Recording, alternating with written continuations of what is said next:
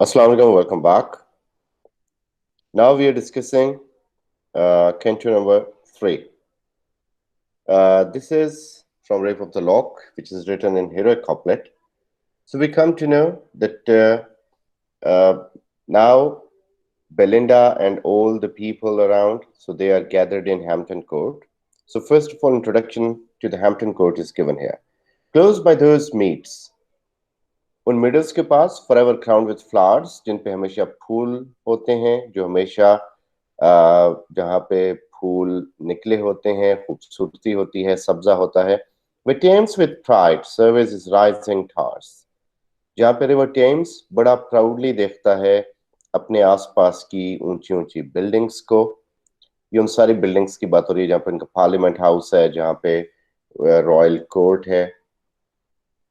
There stands a structure of majestic frame. वहां पे बड़ा एक इम्प्रेसिव किस्म का स्ट्रक्चर है, एक बड़ी इम्प्रेसिव किस्म की बिल्डिंग है, which from the neighboring Hampton takes its name. और साथ वाले इलाके यानी हैम्पटन की वजह से वो वहां पे अपना नाम ले रहा है, यानी उस साथ वाले गांव यानी हैम्पटन विलेज की वजह से इस महल को भी हैम्पटन कोर्ट कहा जाता है.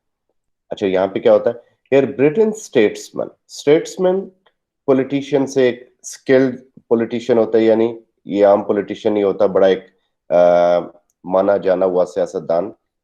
तो यहाँ पे जो इंग्लैंड के सियासतदान है, they of the fall for doom predict, वो अक्सर प्रिडिक्ट करते हैं फॉल को ऑफ फॉरेन टायरेंट्स, यानी दूसरे इलाकों के टायरेंट्स, बादशाह,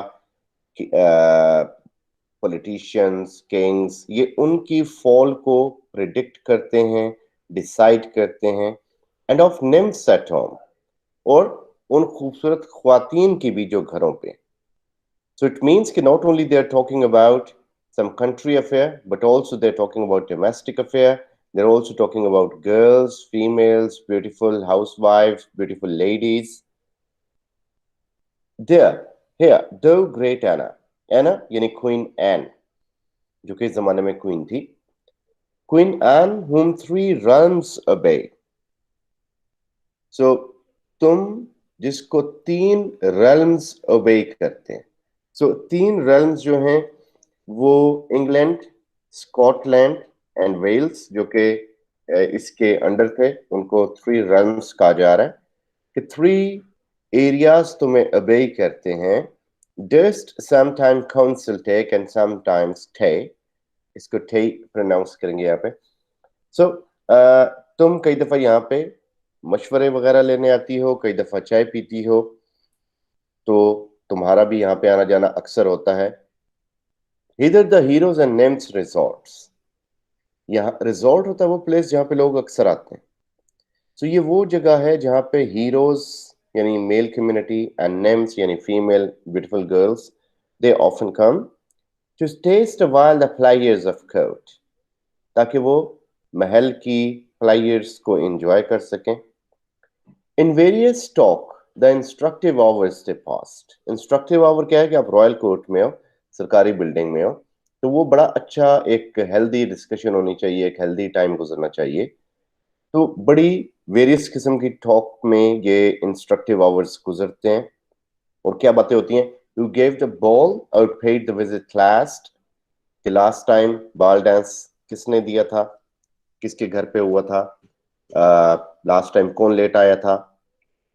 तो यानी ये वो बातें हैं जो कि रॉयल पैलेसेस में नहीं होनी चाहिए, लेकिन ये सटायर है 18th सेंचुरी पे कि इवन रॉयल कोर्ट्स के अंदर भी ये चल रहा था. One speaks the glory of the British queen. एक बंदा ब्रिटिश क्वीन की ग्लोरी की बात करता है, यानी ग्लोरी उसकी खूबसूरत गुफ्तगू, खूबसूरत उसका रहन सहन, खूबसूरत तौर हुकूमत. और and one describes charming Indian screen, और एक बंदा इंडियन स्क्रीन उसकी तारीफ करता है. Indian screen is like a partition, जो वुडन पार्टीशन होती थी खूबसूरत सी, जिस पे काम हुआ होता था और जिससे एक कमरे को दूसरे कमरे से जुदा करने के लिए मैनुअली प्लेस किया जाता था. So that is somewhat Indian screen. तो कोई क्वीन की तारीफ करता है, कोई इंडियन स्क्रीन की तारीफ करता है. A third interprets emotions, looks and eyes.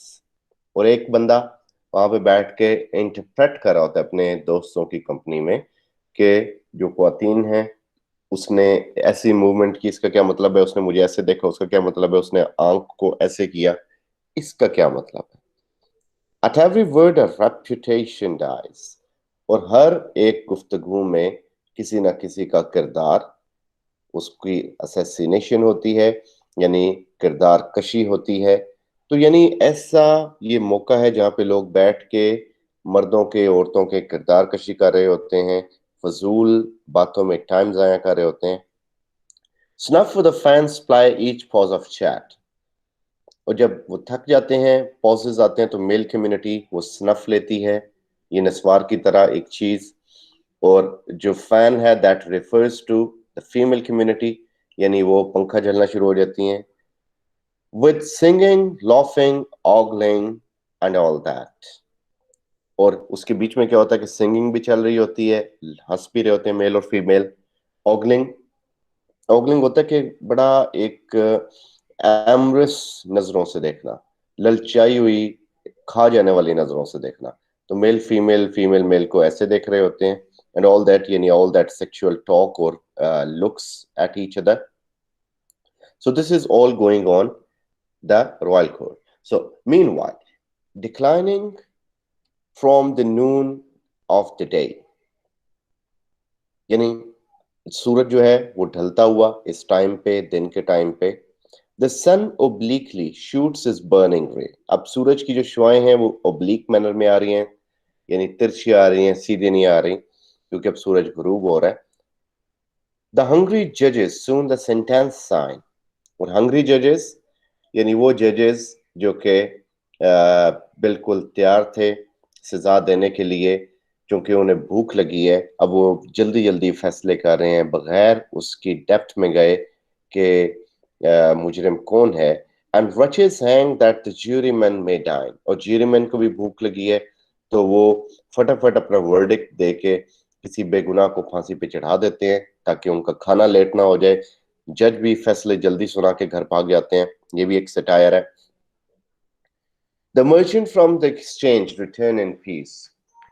और तमाम तर सौदागर अपने अपने कामों को खत्म करके शाम के टाइम घर पहुंचते हैं. And the long labour of the toilet cease. और ड्रेसिंग टेबल के आगे बैठ के ख्वातीन की जो इतनी अनथक मेहनत होती है सुबह से लेके अब तक, वो अब खत्म होती है. यानी अब वो रेडी हैं हैम्पटन कोर्ट जाने के लिए. वो यानी मुख्तलिफ जगहों पे जाने के लिए वो अपनी तैयारी मुकम्मल कर चुकी हैं, वो तैयार हैं. And they are about to go to some parties, some gatherings, some ball dances. Belinda now. और हमारी बेलिंडा जो है, whom thirst of fame invites, जिसे फतह की जो एक थर्स्ट है उसने इनवाइट किया, burns to encounter two adventurous knights. अब वो दो मर्दों से मुकाबला करने आई है, यानी कहाँ पे, ओम्बर की गेम में. यानी लॉर्ड पीटर, लॉर्ड बैरन जो है इसमें, लॉर्ड बैरन और सर क्लूम, ये दोनों इसके साथ सॉरी ओम्बर की गेम खेलेंगे. तो ये उनके साथ ओम्बर खेलने उनके पास हैम्पटन कोर्ट में पहुंच चुकी है, मेकअप करके तैयार होके. ओम्बर के ऊपर इसका काफी ग्रिप है. She plays really well. So at ombre singly to decide their doom. और इस पे इनकी तकदीर का फैसला करेगी. And swells her breast with conquest yet to come. और उसके सीना जो है वो पहली खुशी से फूल जाता है ये सोच के, उससे पहले ही अपनी फतह नजर आना शुरू हो जाती है. उससे पहले पता होता है कि मैं जीत जाऊंगी तो मैं कितनी एक्सॉल्टेड होंगी, कितने खुश होंगे इस बात पे.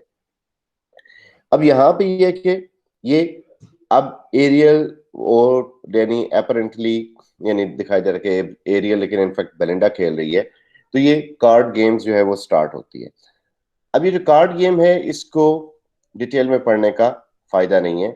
बेसिकली यहाँ पे क्या हो रहा है कि कार्ड गेम ऐसे दिखाई जा रही है यहाँ पे जैसे एपिक वॉर्स चल रही हैं. एक बड़ी फियर्स फियर्सम किस्म की एक फियर्स किस्म की वॉर है जिसमें ब्लड शेड हो रहा है.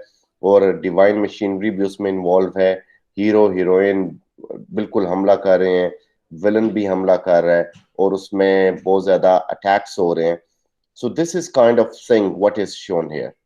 सो यहाँ पे हम देख रहे हैं कि अब इनफैक्ट यहाँ पे क्या है, सिर्फ एक ताश के पत्ते फेंके जा रहे हैं, लेकिन वो दिखाया इससे जा रहा है जैसे एक बड़ी खूंखार लड़ाई हो।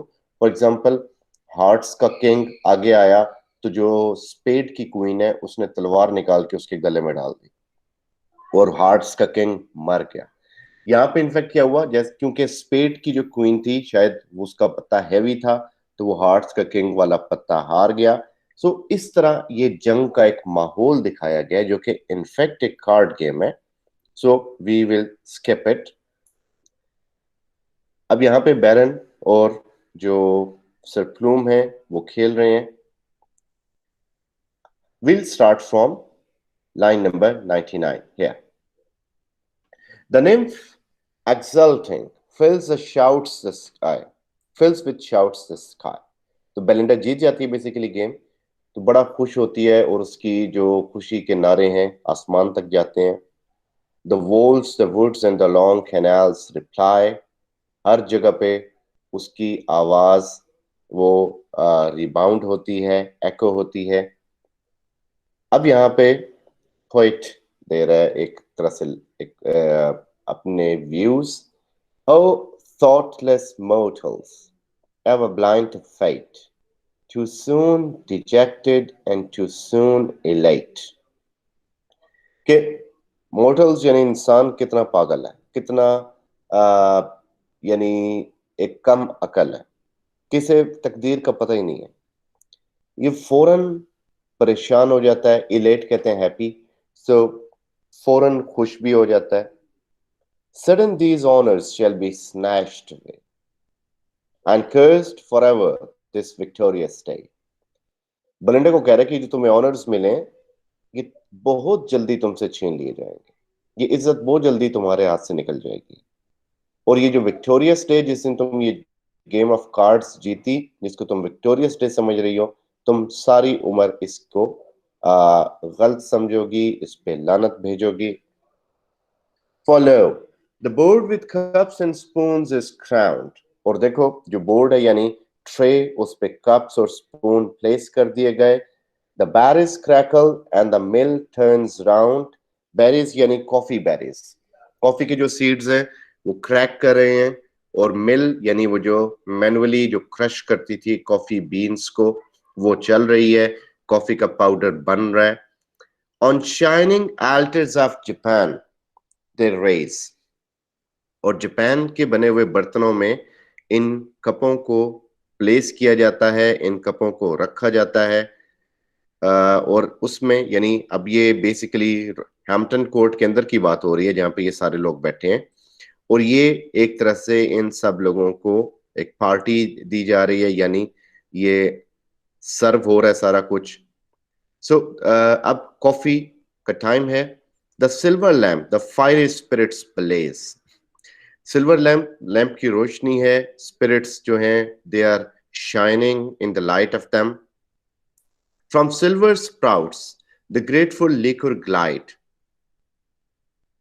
अब जो सिल्वर स्प्राउट्स यानी वो जो केटल है, टी केटल, उसके उस मुंह से, उसकी नाली से जो एक बहुत ही ज्यादा खुशबूदार लिक्विड है यानी जो कॉफी है वो निकलती है। while China's earth received the smoking tide। और चाइना का जो एक बर्तन है यानी चाइना का बना हुआ कप, उसके अंदर वो धुएं से भरी हुई एक टाइड यानी लहर, यानी वो जो कॉफी गिर रही है उस केटल से, वो उसको रिसीव करता है। At once they gratify their scent and taste. और आसपास के लोगों को जब उसकी खुशबू जाती है वो बड़ी ग्रेटिफिकेशन फील होती है, उन्हें बड़े खुश होते हैं सूंघ के। And frequent cups prolong the rich repast. Repast होता है रेस्ट का टाइम, थोड़ा सा फ्री टाइम। तो एक दो तीन कप जब यानी एक से ज्यादा कप जब लोग पीते हैं कॉफी के, तो वो टाइम प्रोलॉन्ग हो जाता है, यानी वो वक्फा बढ़ जाता है। Straight hover around the fair her airy band. और बलिंडा के आसपास जो उसकी डिवाइन मशीनरी है वो इकट्ठी हो जाती है।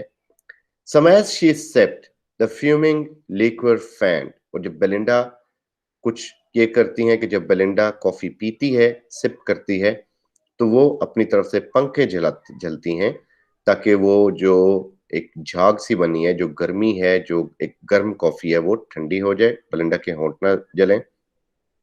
Some over her lap, careful plumes displayed, कुछ उसके गोद में बैठ जाते हैं और अपने पर फैला लेते हैं। Trembling and conscious of the rich brocade, brocade लिबास को कहते हैं, कांपते हुए और बड़े केयरफुल होके वो पर फैला के बैठे होते हैं कि अगर कॉफी उसके कप से गिरे तो हमारे परों पे गिरे, इसके खूबसूरत लिबास पे ना गिरे। अब यहाँ पे बात हो रही है कॉफी की, coffee plays a role in that tragedy. Coffee which plays a politician wise, which makes a politician wise, coffee जो कि politicians को wise बनाती है, and sees through all things with half shut eyes, के इंसान आधी आंख खोल के भी चीजों को समझ सकता है, देख सकता है, यानी इंसान का विजन इंक्रीज करती है कॉफी।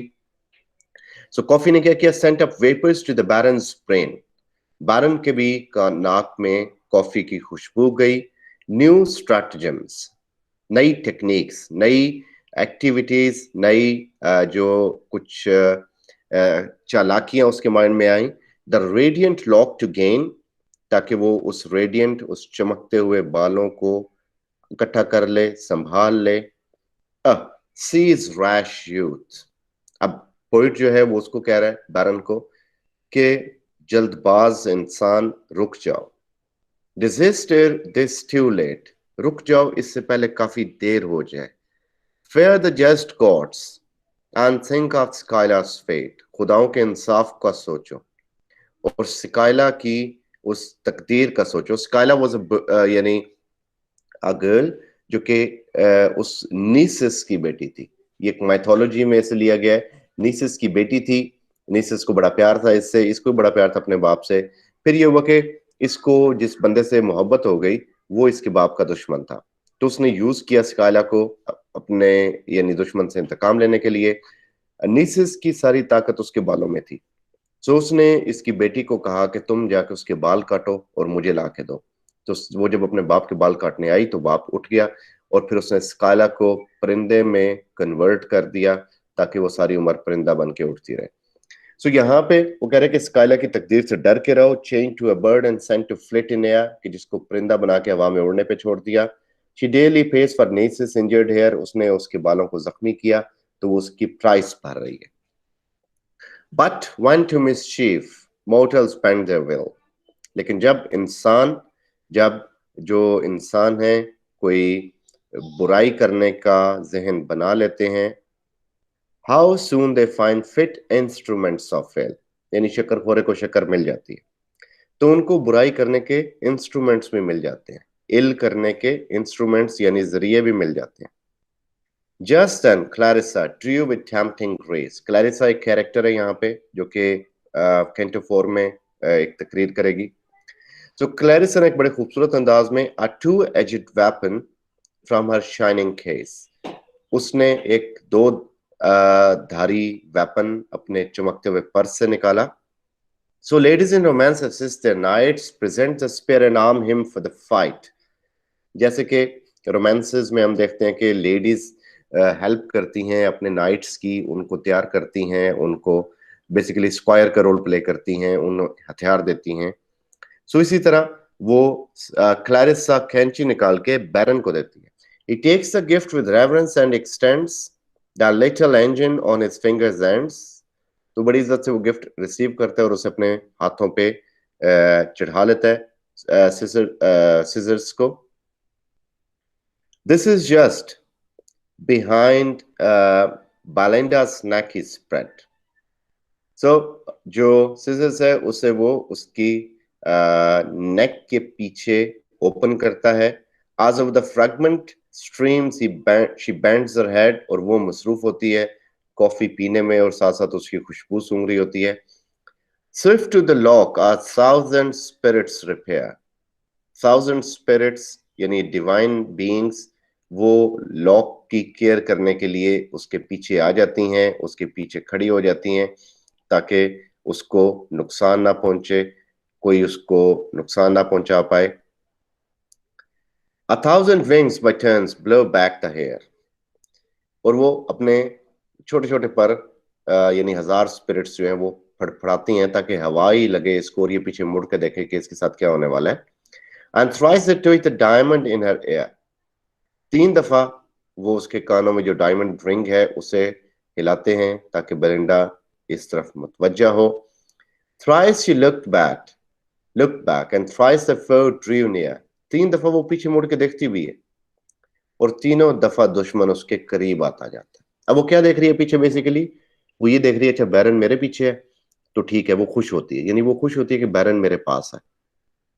और इस मौके पे क्या होता है, जस्ट इन दैट इंस्टेंट, इसी मौके पे एंशियस एरियल थॉट, एरियल जो परेशान बैठा था उससे क्या पता चला, the close recesses of the virgins thought, उसे उस वर्जिन के यानी बेलिंडा की जहन में चलने वाली जो बातें थी, उसके दिल में उठने वाले जज्बात वो पता चले।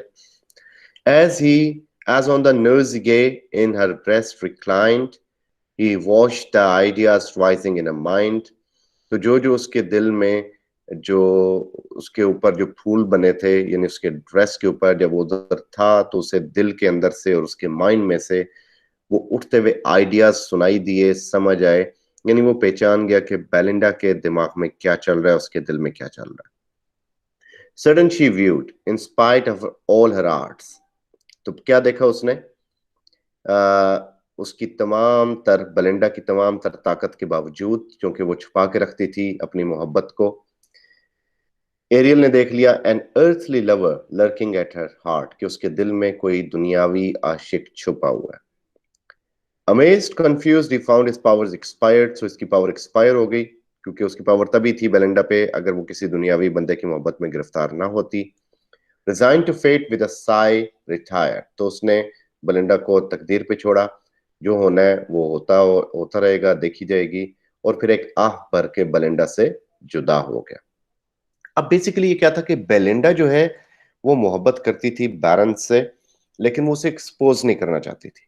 एक्सपोज इन अ वे कि उसे बैरन पसंद जरूर था, वो उसके पास रहना चाहती थी, उससे ताल्लुक रखना चाहती थी, लेकिन ये भी चाहती थी कि ये चीज सीक्रेट रहे।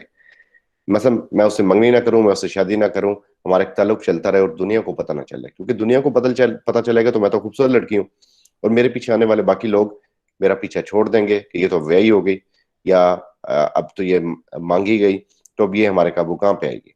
सो इस सोच के साथ बेलिंडा जो है कि मेरी वैल्यू ना कम हो जाए लोगों के अंदर, वो एक यानी एक वो रिलेशन नहीं रखना चाहती जो लोगों की नजर में हो। सो वो बैरन को प्यार जरूर करती है, लेकिन वो ये भी चाहती है कि ये सब कुछ सीक्रेटली चलता रहे।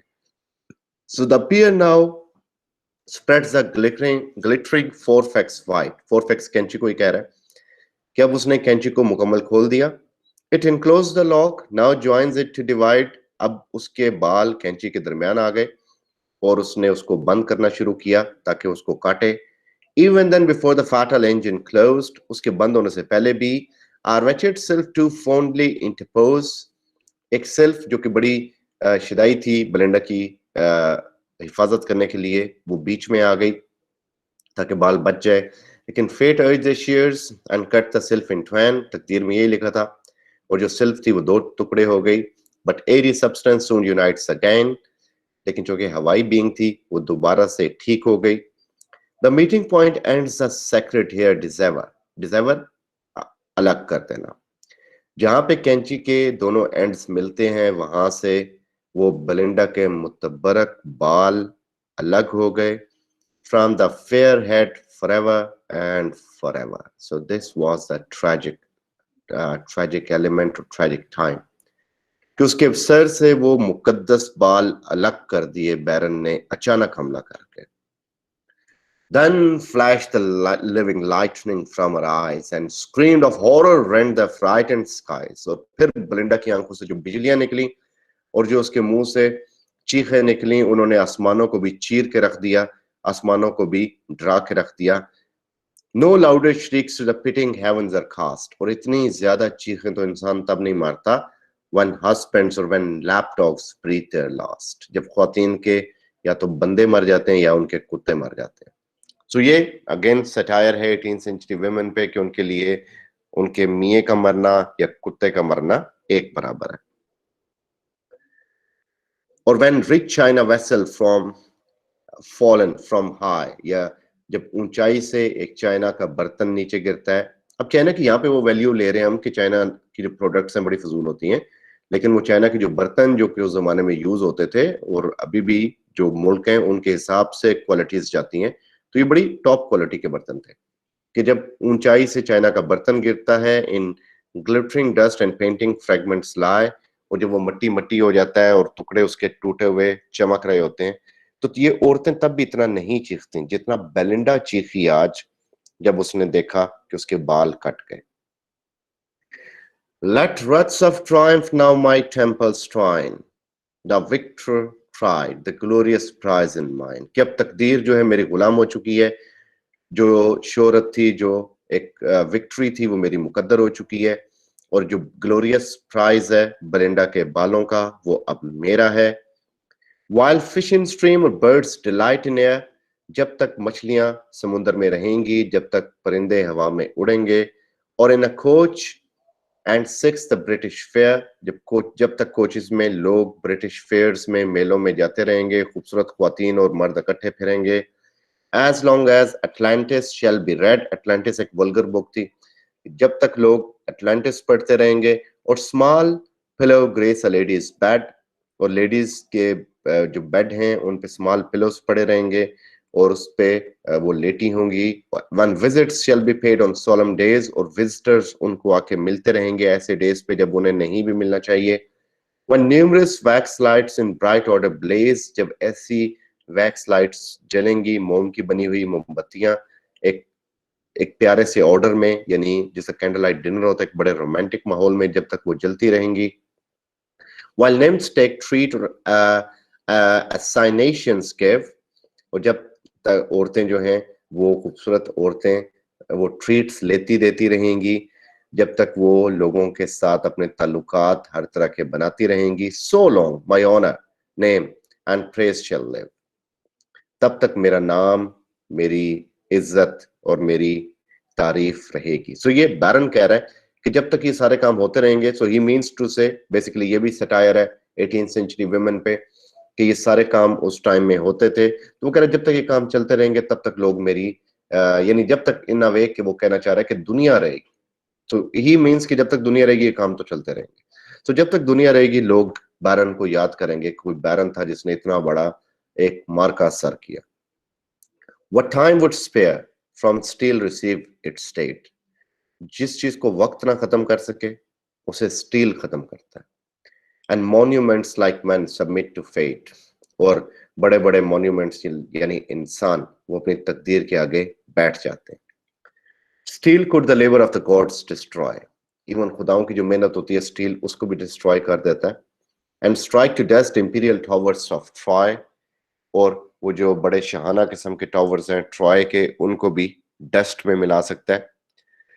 स्टील बेसिकली यहाँ पे तो कैंची को कह रहा है, ट्रॉय के वाले से तलवार को कह रहा है, क्योंकि ट्रॉय जो था कुछ गॉड्स ट्रॉय की साइड पे थे, कुछ ग्रीक्स की साइड पे थे। ट्रोजन गॉड्स नहीं चाहते थे कि ट्रॉय खत्म हो, लेकिन इन द एंड ट्रॉय के टावर्स को जिला दिया गया, वो टावर्स गिरे, जमीन पे मट्टी का हिस्सा बन गए। तो वो कह रहे ये स्टील की ताकत है। Steel could the works of mortar pride confound, और ये इंसान के प्राइड को भी खत्म कर सकता है। And hew triumphal arches to the ground, और बड़ी बड़ी जो एक मुजस्मे होते हैं सक्सेस के, उनको जमीन पे गिरा सकता है। What wonder then fair nymph the hair shouldn't feel the conquering force of unresisted steel, तो फिर तुम क्यों परेशान हो रही हो? इसमें क्या हैरत है कि तुम्हारे बाल नहीं कट सके? यानी स्टील तो इतना इतना कुछ कर चुका है, खुदाओं को भी हैरान कर चुका है, इंसानों को भी कर चुका है, इंसानों की भी तबाही फेर दी इसने, इसने ट्रॉय की भी तबाही फेर दी, गॉड्स के प्लान को भी अंडन कर दिया, तो तुम्हारे बाल किस काबिल थे कि ये ना कट पाते? तो स्टील तो ताकतवर ही इतना ज्यादा है। वैसे इनकी मेटाफोरिक मीनिंग्स भी हैं, लेकिन उन मीनिंग्स को हम यहाँ पे डिस्कस नहीं करते, that is unethical. So this is all for today के we are now going to begin with Canto 4 in the next class.